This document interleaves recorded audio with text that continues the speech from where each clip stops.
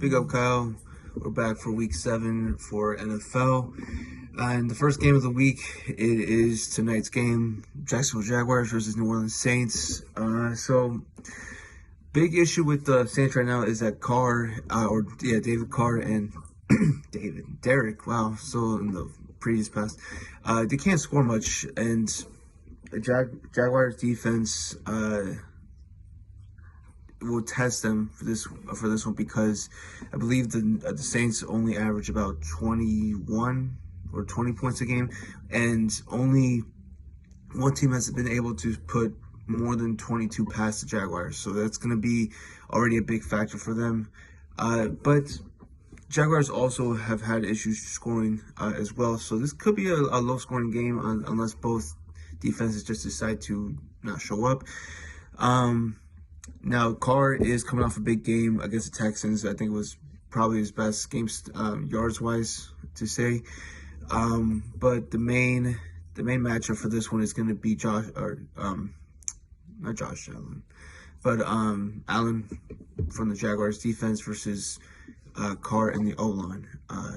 Since Carr, one, he doesn't give much protection in the pocket, and two, when he's faced multiple sacks in a game, they tend to be very lackluster. Now, Trevor Lawrence and New Orleans Saints secondary is going to be a good one as well. The secondary is one of the top 5 ranked pass defenses in the league for New Orleans, but it looks like both are going to be relying on their running backs.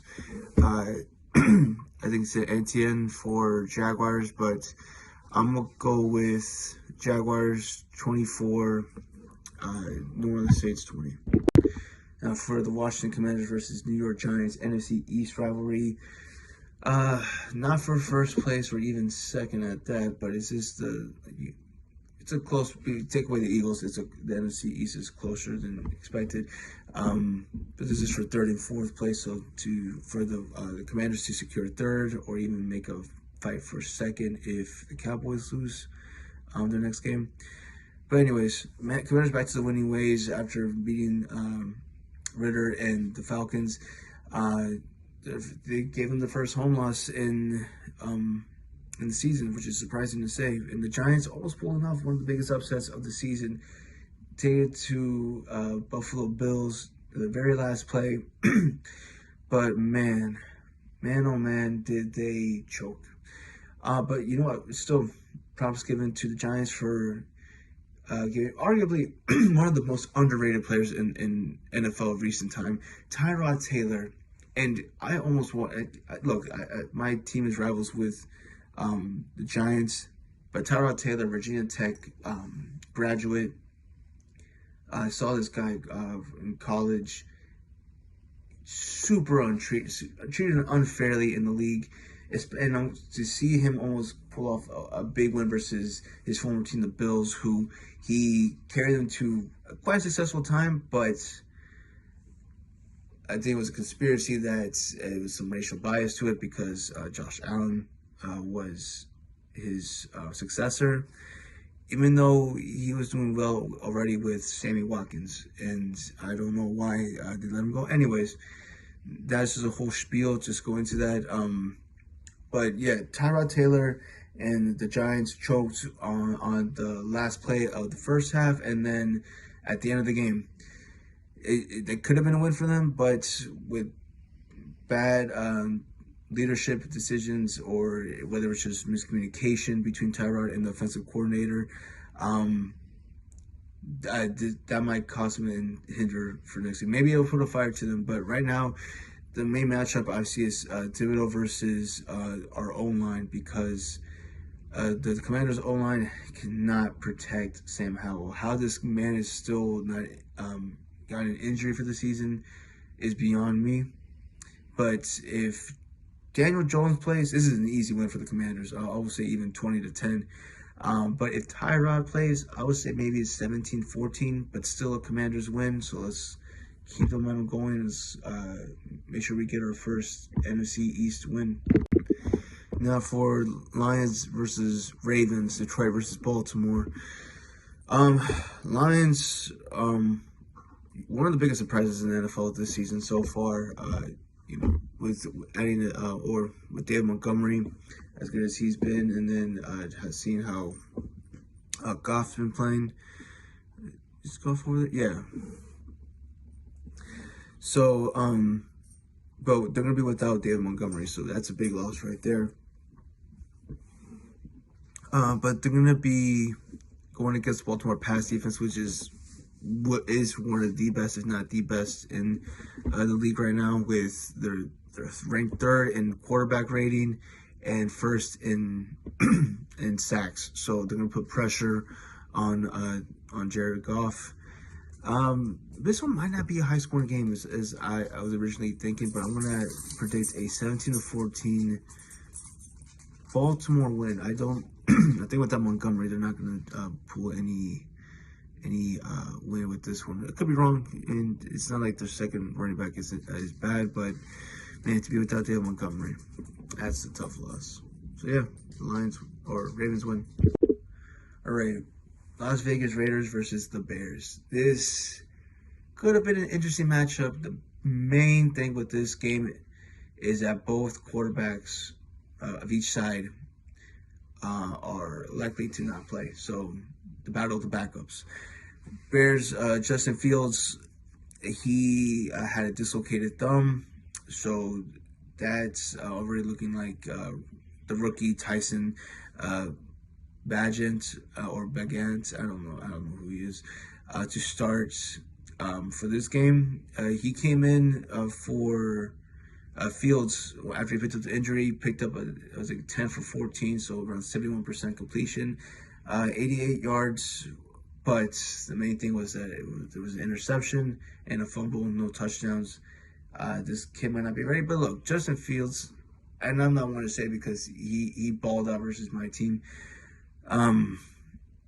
Justin Fields doesn't look like the guy. Horrible with his time management, doesn't release the ball quick enough, takes 7 seconds to make a decision on a pass, more than double the recommended time. And then Jimmy Garoppolo, I should say, was taken to the hospital in the first half of last week's game. He was taken to the hospital due to a back injury. He's uncertain for the game, but the doctors have confirmed that he's okay, or even the medical team for the Raiders have said he's okay. But, man, can you imagine Brian Hoyer, how this man is still in the NFL? I have no idea. Could play. But yeah, if you had to hope that Tyson Bagent and DJ Moore develop some type of connection for this one, because if not, this is going to be an easy one for the Raiders. Devontae Adams is still there, so it's, the backup quarterbacks have their choices with them, so they have some options. But yeah, I'm still going to say Raiders 24. All right, LA Rams versus Pittsburgh Steelers. Pittsburgh, their offense and just pretty much, they're not scoring many touchdowns. They scored 1 touchdown over 2 games, which were against the Texans and the Ravens. I guess it goes to show, especially with the Ravens, when you take away their passing game, Steelers can't really do it when you don't involve Kenny Pickett. And Steelers rank in the bottom 5 of points scored, yards gained, passing yards, and red zone offense. So Steelers are really going to rely on their defense to carry them, which nothing too crazy. I mean, with TJ Watt, look like he's just leading this defense as his brother would.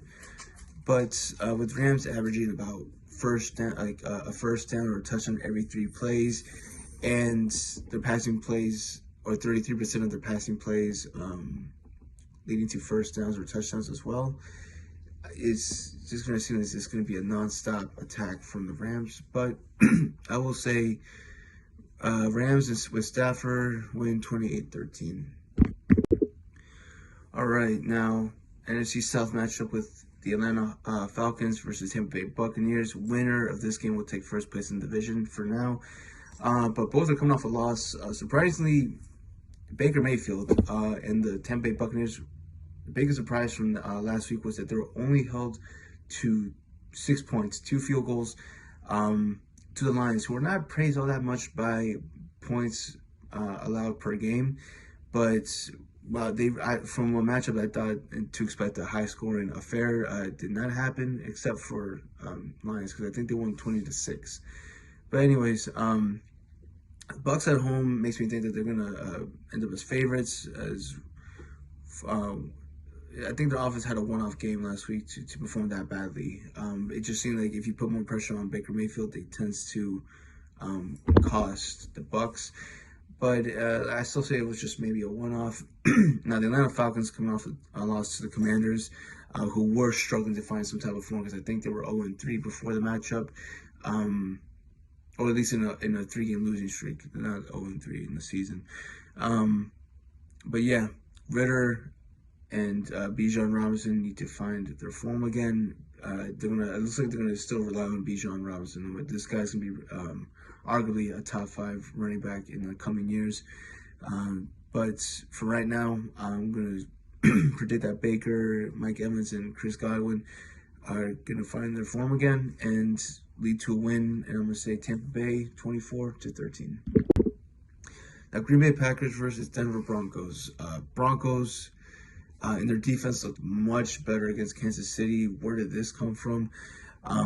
They were not looking like this last season, and you could say Kansas City is narrowly escaped, but it was meant to be, because there was no way that Kansas City was going to lose to the Broncos. Anyways, Packers, their team was able to rest up. They had a week 6 bye week. They've corrected some of the rough patches they saw with Jordan Love. So I think this game is coming at a perfect time. And then who else to do it other than the Broncos? You can expect Christian Watson and Jordan Love and the rest of the receiving core to have a big game for this week. As for the Packers, their defense has held their points to 4.9 yards per play this season, which inside top 10, so nothing too crazy to brag about, but still should worry Russell Wilson and the Broncos. Doesn't help too that the Broncos are still looking for their first win at home. So with that being said, I don't think they're going to get their first win, and I'm going to say Green Bay wins 28-20. Now for this type of section, if I see there's games that are most likely going to be just blowouts or just easy wins, I usually just put them in a cluster to save some time. So with that being said, a rapid fire: Bills and Pats, Chargers and Chiefs, Browns and Colts, 49ers and Vikings. These are 4 games that I'm confident to say that these are blowout wins. I know I said this before last week with some teams tending to be a little closer than expected. But, it's just to save some time. So I'm expecting Bills to beat the Pats easily. There's not even a justification for that. It doesn't matter what happened with the Giants. Bills are going to face oh my God, this team is so... To see this team, after seeing what they could do with Tom Brady, is so shocking. But, yeah, Pats are going to get smacked down like The Rock would for Friday nights or Thursday nights or whenever you saw WWE SmackDown back in the day. Chiefs versus Chargers. Chargers almost pulling up a win versus Dallas, but what I always say for this one though, Dallas is really injury prone at the moment, or injury filled, I guess. But yeah, the Swifties are gonna be happy with this win. And yeah, Eckler's just is not the guy. I don't know even who is their quarterback at the moment. Herbert is he out? Regardless, Browns versus Colts. The Browns are going to, even though they're going to be without Deebo Samuel, their receiver, after he picked up an injury in the first quarter, this should still be an easy win for the Browns. I think the Colts are still without Richardson, their main quarterback. Regardless, even if with them, the Browns defense is just crazy good at the moment. And the last blowout win, the 49ers versus the Vikings. Actually, my fault. I said Deebo Samuel was out for the Browns. It's actually the 49ers. That's on me. But yeah, either way, so, I mean, Deebo Samuel, big loss for the 49ers, but it sounds like they're like lacking on options. Uh, that whole team is just perfect, top to bottom. To see Brock Purdy throw an interception for I think the first time of the season last week was such a bizarre sight. But yeah, Captain Kirk and the Vikings are just looking really mid this season.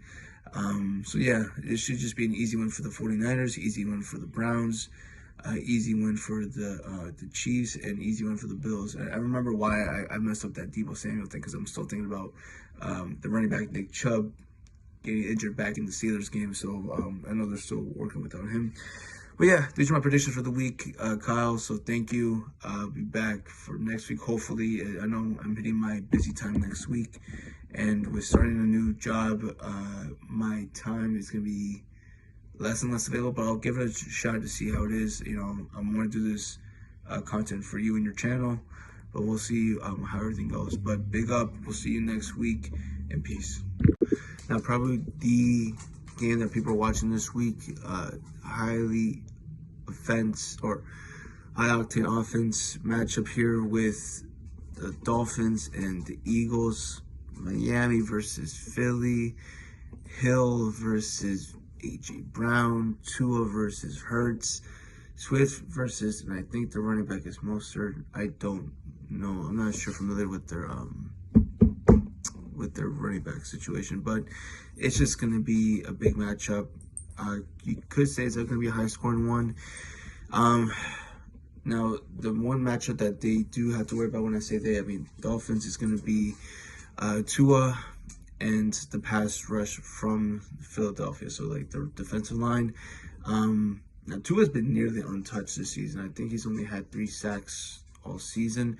And it is mostly because he's quick off the ball, or he's quick off the snap, I should say. And he just has smart decisions around him. You can't go wrong, especially when you have Tyreek Hill. You can play, the screen option, or going, for post route, fly route. It doesn't matter. The guy is a speed monster. But for this one, I'm gonna go with Dolphins, and this one might be like a 31-28 win for Miami.